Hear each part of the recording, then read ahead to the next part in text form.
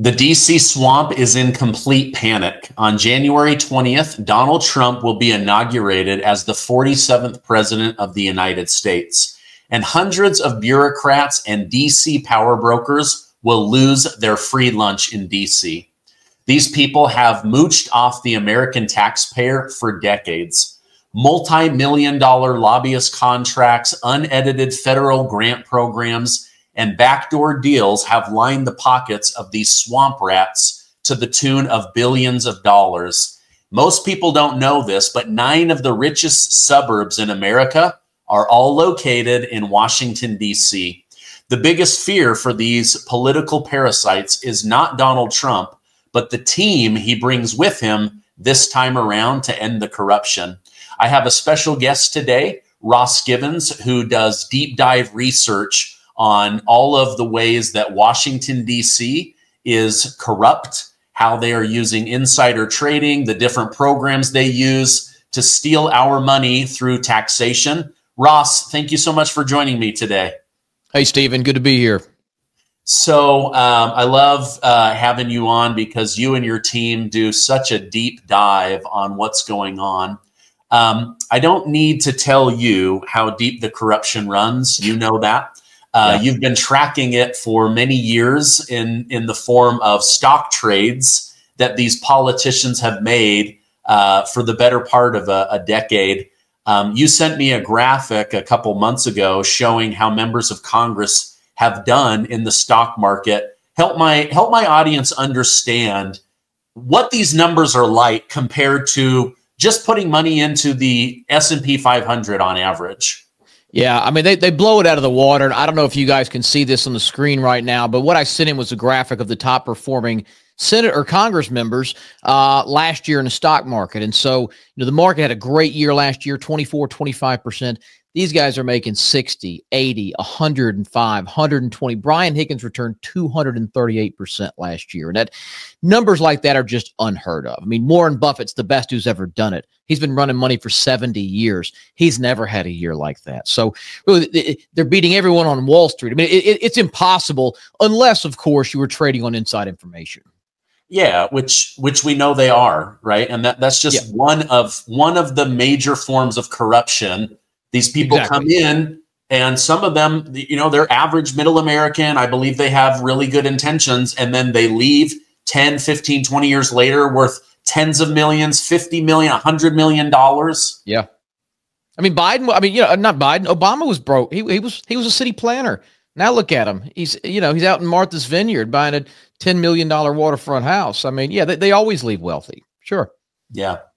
So one of the things that I like about your group is that you teach people how to piggyback on these trades. This information has to be made public, whether it's on the political side or the CEO or the CFO side. You guys have an upcoming training. I want to go deeper into that, but it's this coming Wednesday, right? Yeah, thank you for bringing that up. This coming Wednesday, so it is the 11th, December 11th, Wednesday, 3 o'clock Eastern. So if anybody's free, it's online. It's free to attend. Hopefully you'll put a link below this. Definitely you guys should attend that. Yeah. Okay. One of the things I'm most excited about is the Vivek Ramaswamy, who's been on my show 4 different times, and Elon Musk, and they are assembling this team. I saw the criteria that they put out. They said, you have to have a 140 IQ, willing to work 80 hours a week, understand finance, be willing to dig in, do the hard thing in order to make America great again. DOGE, the Department of Government Efficiency. What's your take on all of that? Yeah, I love it, man. This is decades overdue.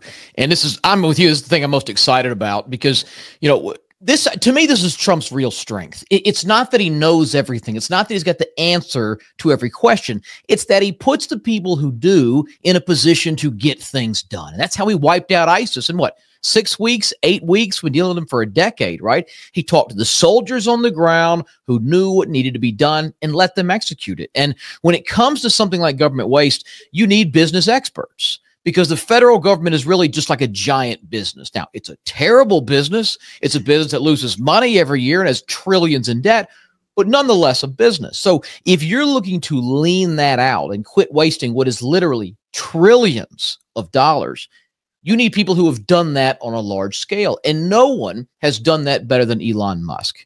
Here's a man who built Tesla, which everyone said couldn't be done, SpaceX, Neuralink, XAI, Boring Company, Zip2, which became PayPal. The guy's a rock star. And when you look at what he did with Twitter, which is now X, it's a perfect example. He bought this thing. There were 7,500 employees. Today, there's 1,000. He cut 80% of the workforce, and this thing is running better than ever. So that's what Trump wants him to do with the federal government.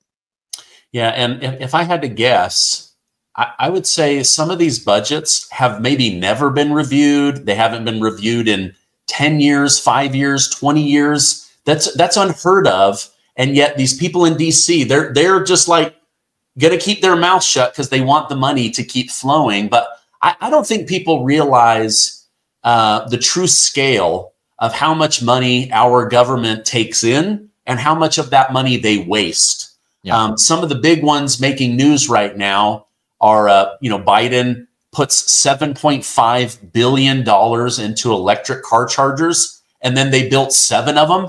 Right. Like $1 billion for an electric gas station. Are you kidding me?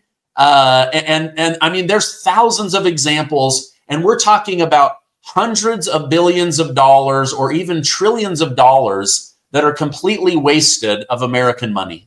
Yeah, and we throw those numbers around so loosely. Now the word billion doesn't really mean anything. $1 billion is a mountain of money. $1 trillion was an unfathomable figure not long ago. Now our government spends that every 100 days. We look at the 08, 09, the bank bailouts, right? You had to fix JP Morgan and Chase and Wells. That was less than $1 trillion. But I wrote down some of these examples. So I know I was going to talk to you today. I found a list of more than 800. This is a tiny sample. These are just some that caught my eye.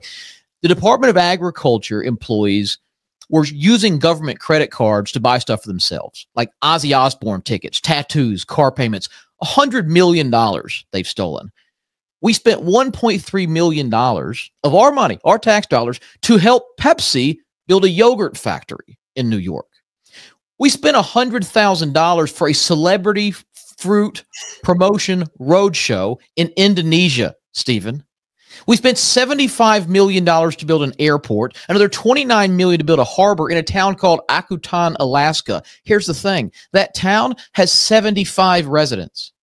And we spent $100 million on an airport with no planes and a harbor with no boats. We've given $1 billion in tax credits for these energy efficient home improvements to people who don't own homes.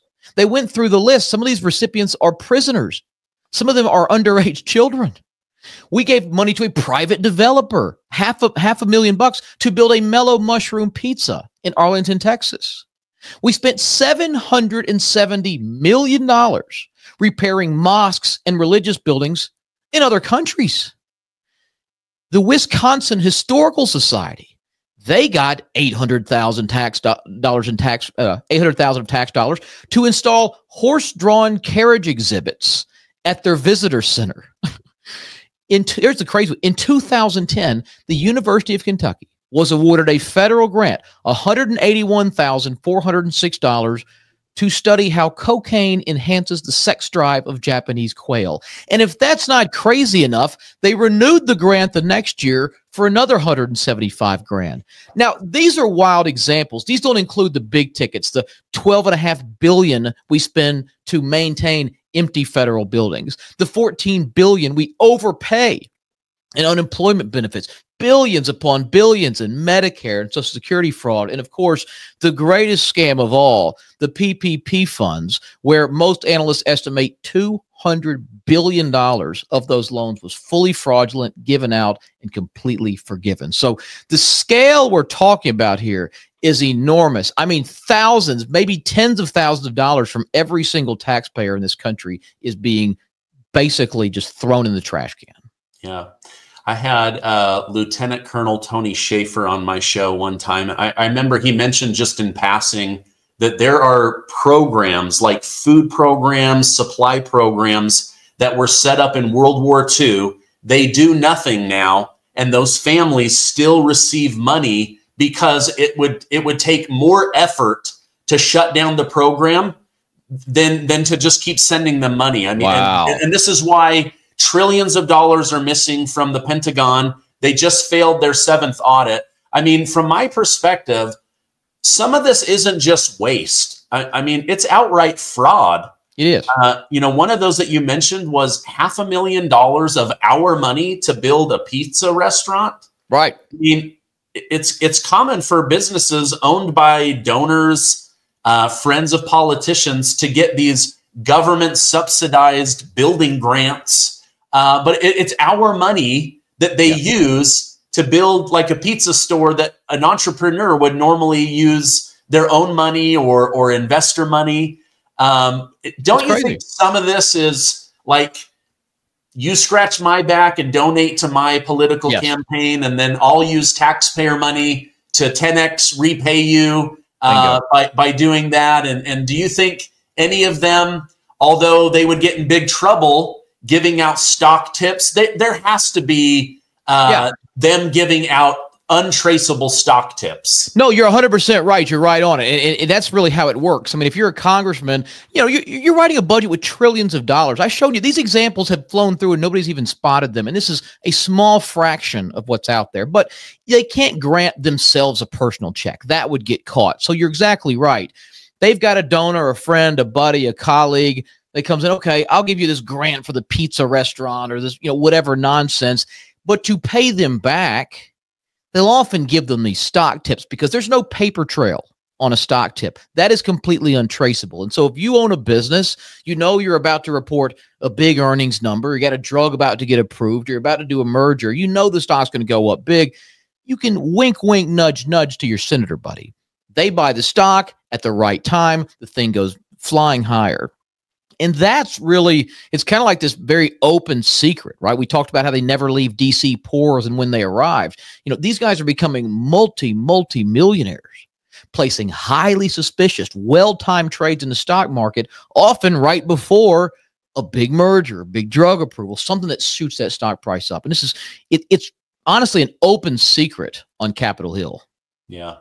I wonder if anybody's done like a real deep dive of going, okay, this person is on this committee and they just happen to buy these 7 things that link right to this committee. I mean, I know that there's little things where it's like, okay, we know COVID is coming. Hey, everybody, you should probably sell your hotel stocks. And then they all go sell their hotel stocks or their movie theater stocks or whatever. Or, hey, you know, Trump hasn't gotten this vaccine approved yet. It's coming any day now. Oh, shoot, I better load up on Moderna because this thing's about to shoot to the moon once they make that announcement. Are those like legitimate examles? Yeah, a lot of that kind of stuff. I mean, take the Ukraine invasion, right? You know, Blumenauer, a representative or in the House of Representatives, he was buying defense company stocks the very day. The COVID example, there's a congresswoman named Catherine Clark. She bought stock in a little company called HoloLogic in 2020. And what's interesting was she bought it 1 week before the government awarded them a $119 million COVID testing contract. And if that's not suspicious enough, Stephen, the woman is literally on the committee who awarded that funding. So you're drafting this up. Who are we going to choose? Get 120 million ready. Hold on. Let me go buy their stock first. And then they make a bundle. I mean, it is outright fraud. Yeah. I know Trump has a very aggressive agenda. I worry sometimes that he has so many problems that need to be fixed in Washington, D.C. Is banning members of Congress from using insider trading, is that something he's going to be able to get past? You know, I never want to put anything past Trump. I never want to say he's not. There's obviously a chance here. If I were to guess, I would say it is unlikely for 2 reasons. One is Congress has to do it to themselves, right? I mean, they're the ones that pass the laws. So they have to ban themselves from trading. So, and you'd have to get into a situation where the public outroar is so huge, they're fearing not getting reelected. That's the only reason they do it. The other thing, as you mentioned, Trump's got a lot he wants to get done, right? He's going to need a lot of political capital to do that. He's got an aggressive agenda, and the kind of changes he wants to make, he can't be done without support of Congress. And I don't think he can afford to piss off a lot of these people with something like this, because it's not just Dems doing it. It's Republicans, it's Democrats, it's senior or freshman senators, it's the the swamp rats, it's all of them. And look, I'm going to say something that's not going to be popular. They're not really hurting anybody. I mean, is it fair? No. Is it ethical? Absolutely not. But these guys making money in the stock market doesn't take money away from anyone else, right? When they do it with the tax dollars, that is my dollars you're taking from me and wasting. So I'd rather you cheat the stock market than I would you cheat with my tax dollars. And plus, as you know, we can follow their trades. I mean, I've been following this stuff since 2017. We should do it as a service for our members. We alert them what to buy, when to do it. Stephen, we're up over 1,900% in the last 7 years just from following this information. It's public if you know where to find it. So if you're not doing that, not using this information, which is free, which is publicly available, you're missing out on a lot of potential profits. Okay. And that's because there's a rule that they have to report their trades within so many days. That's right. How you guys are able to go in and track each individual trade. Exactly. Yeah. So for congressmen, there's something on the Stock Act where when they buy or sell a stock, they have to report it publicly. If you know where to look, you can find it. Same thing with executives. So the CEO, the chief financial officer, board members, VPs, these people, when they're buying their own company stock with their own money, they have to report that within 48 hours, and we can see it immediately. So all we are doing is looking for times it looks like there's opportunistic activity. So, for example, we did a stock back in January called Perspective. It's a little biotech. They have no drugs on the market. They're big flagship drugs in the middle of stage 2 clinical trials. If it's going to make or break the company. And then suddenly, in a week, 11 of people in the C-suite buy the stock in their own account. I mean, the CEO, the CFO, the VP, the board, the chief medical officer, the guy running the drug trials puts half his salary into the stock. So it's like, doesn't take a genius to figure out things are probably going well. And so we got in front of it. We recommended buying a stock. It quadrupled in 3.5 months. So the idea is very simple. It takes a little bit of work to find this stuff, which is why we do those training sessions and show them how, but it's very, very straightforward. And more people should be taking advantage of this. Yeah. I mean, if you see 5, 6, 7, 8, 9, 10 people at a company out of nowhere start buying something, they know good news is coming, right? Right. If they start selling a bunch, bad news is coming. Like that, these are flags that they are raising up publicly. Yes. Yes. Yeah. And it's totally legal. There's nothing. I go through the rule when we do the training session about it, but there's absolutely nothing illegal. There's not even anything unethical about following what they're doing. If anything, you're just leveling the playing field. They've got this huge informational advantage. They're taking advantage of it for themselves. Well, the least you could do is know when your congressman is loading up on some little stock about to get a big government contract, or knowing the CEO of, Pfizer is dumping all their stock. That's something you should know, and you can make a lot of money with it. Yeah. And there's one I wanted to show you because I know how much you love Bill Gates, right? Your good friend Bill. This is a great example of this. Okay, so here's the thing, and I haven't seen this reported anywhere. I sent you the screenshots on this, but Bill Gates, right? Everyone's favorite pandemic villain. So back in 2019, a few weeks literally before COVID ramped up, he buys 1.1 million shares of this little clinical stage biotech company called BioNTech. Now, this company, unbeknownst to the public, was developing what would become the Pfizer vaccine. And as you can imagine, over the next 2 years, the stock takes off. Gates sold his stake 2 years later for a 1,500% gain. He made $242 million off this tiny little investment. A week later, he publicly finally starts admitting the vaccine does not prevent infection. And the stock tanked. He cashed out of the top. And then the cherry on top, this is really going to make you upset. He bought the stock through the Bill and Melinda Gates Charitable Foundation, which means he doesn't even have to pay taxes on it. Oh my gosh. So listen, it is not fair, but life's not fair. And if you can't beat them, join. I'm not saying to do what this scumbag does, but why should they make all the money? There is nothing illegal about what we are doing. We are leveling the field. We're using their advantage that people like Gates have to benefit ourselves. And so we hold these free training events every couple months to show people how to do it themselves, where you can find the trades, what to look for, what to look out for, all of it. Yeah. I do hate Bill Gates. I think he's an evil, No, evil individual. And the proof is he gave mainstream media in America over $300 million. And do they ever say anything bad about Bill Gates? Never. Yeah, Never. Guess who was on Epstein's plane? Gates. Yeah. You wouldn't know it. Yeah. He bought their silence. He bought their compliance. This is exactly what Big Pharma does. I mean, look at Fox News, CNN. You dig in and see how much of their income comes from Big Pharma, and I'll tell you whether they will badmouth Big Pharma or not. I saw a report today about that, and they're saying they did a study on how much these pharmaceutical commercials actually influence buyers of those drugs, and it's like minimal. They basically said they don't really get any increase in sales. The real motivation behind running all those commercials is just what you said, so that the news outlets are now dependent on them, and they're not going to report the stories that we should know.